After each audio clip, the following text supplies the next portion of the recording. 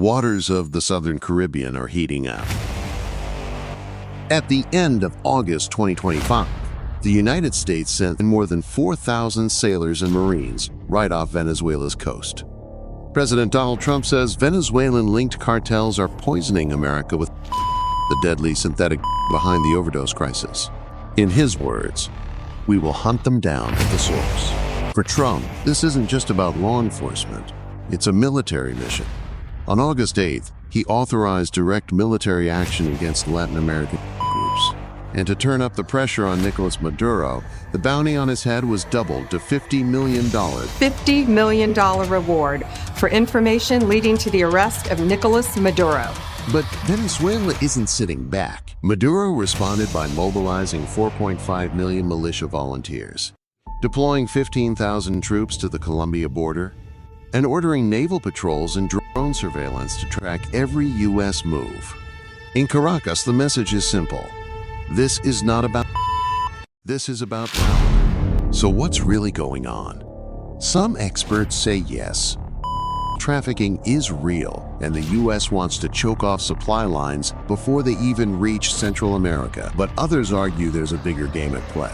For the United States, this isn't just about cartels. It's about stopping hostile powers from building influence just a few hundred miles from Florida. Now, what about the Venezuelan side? Maduro says the U.S. is using the war on drugs as an excuse for regime change. He warns that Venezuela will defend its sovereignty, and he frames this as another chapter in America's long history of interventions in Latin America. Millions of his supporters see the deployments as proof that Washington wants to topple him, just like it once did in places like Panama or Grenada. Remember the 2024 Venezuelan election. The U.S. backed opposition leader Edmundo Gonzalez as the rightful winner, while Maduro clung to power. That dispute never cooled, and Washington never recognized Maduro's victory. On top of that, Venezuela has been tightening its ties with America's rivals, Iran, Russia, and China. Iranian oil tankers dock freely in Venezuelan ports. Russian military advisors and weapons have quietly boosted Maduro's forces, and Chinese technology deals are building Venezuela's digital backbone. Meanwhile, ordinary Venezuelans are caught in the middle. Many fear that rising tension could disrupt fragile trade and worsen the country's already dire economic crisis. So, will this turn into a war?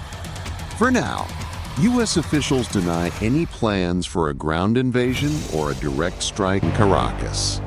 But history tells us something important.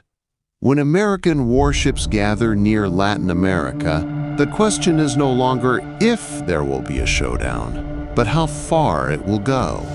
And the world is watching.